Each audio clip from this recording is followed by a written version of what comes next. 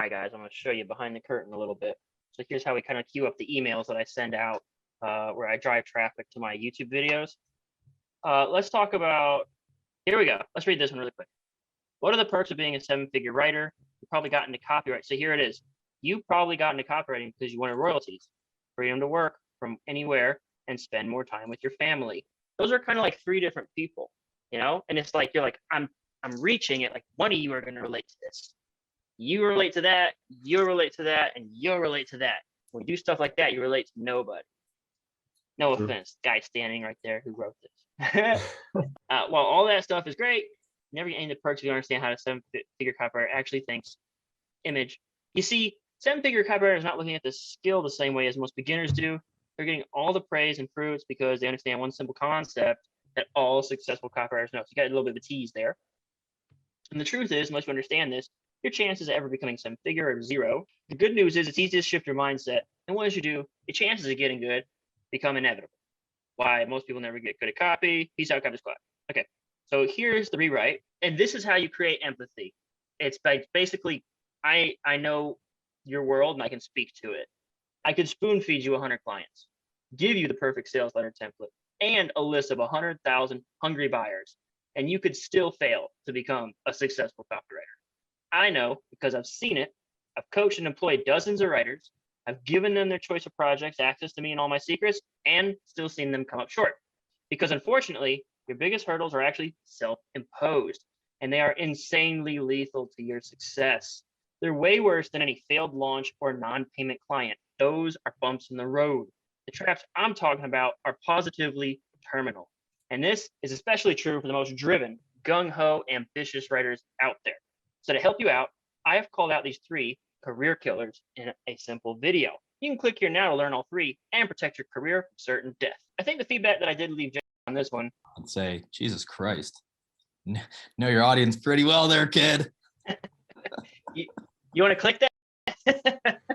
Yeah, I was like, did you write this to me personally? What's up? I'm in your head. I just created all sorts of empathy. Yeah, see, like, look at that. Just like, and anybody who goes to this grind, which he knows very well, that's how he's able to like get in there and be specific. Like, these are my actual problems that I face every day. Not once have I ever worried about royalties or spending time with my family. It's like, how do I produce a promo that doesn't suck? Or how do I not kill myself as I go through this next process that I'm throwing myself into? Right. So I think that's really cool because, like, there you go, dude. That's real market feedback. So like the way I thought about this theoretically before I wrote it, I said this one was a rewrite. It's too broad, too impersonal. So all this stuff, it says you, but these motivations are too broad. It's too sweeping, so it doesn't feel personal. See my rewrite for how I target the super ambitious and eager copywriter who reads every email and watches every video. So you might have noticed at the bottom, I almost kind of call them out. I said, this is especially true for the most gung-ho, what do I say?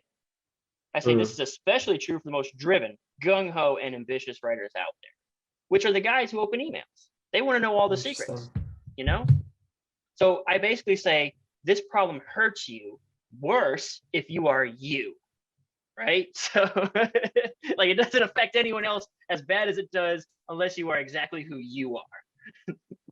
So what you said there, though, like on the next line, watch how I tease a struggle they didn't realize they were already embattled in, one that sabotaged them from the start. I was like, oh, that's so deep, like so much deeper than I thought about it, so. Right, because again, when a upstart, or like a, let's say, beginner level copywriter, a journeyman, whatever you want to call it, steps up, they're thinking features and benefits. What's the benefit of the benefit? I want to get paid. Well, why do I want to get paid? So I can spend more time with my family.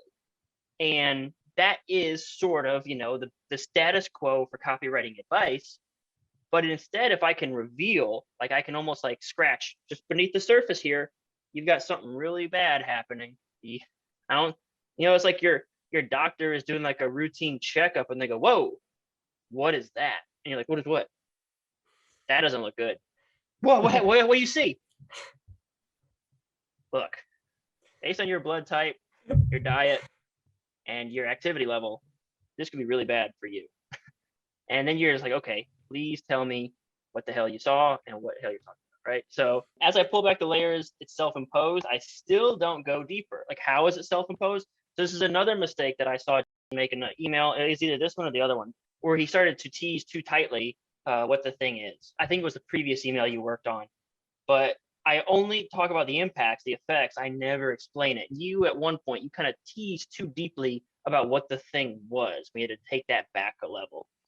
And then here's another important note. I took the impact to the furthest emotional extreme as I could, which is certain death, right? So if you look at how many times I mentioned death in this email, this is how your copy career dies. I say you fail to become successful. Your biggest hurdles are self-imposed and they're lethal to your success. I'm talking about are positively terminal. Learn all three and protect your career from certain death. So I visit the topic of death about 4 times in this email, right? In some way or another. It's lethal, it's positively terminal, protect your career from certain death. And this, now look at this subject line. This is how your copy career dies. How do you not click that? Like, how? How does it die? Why 2 subject lines used? The way it works is on an email, you're going to see this subject line, and then your email provider will do one of 2 things. It'll either start showing the opening copy of the email, or if there should be a super subject line, second subject line, or preview text, depending on what email provider you're using. You plug in what they'll see. And so this is what they'll see as the preview text of the email. This line is not actually in the email, but it appears at the start of the email. So it wouldn't actually be a second subject line per se. It would just be the other text that they'd see. And I'll admit, this isn't nearly as strong as this. And it kind of, I would say it probably needs to be different. I think I'm glad you brought attention to this, because this is a weaker version. This second one is a weaker version of the first line. So I should mix this up a little bit.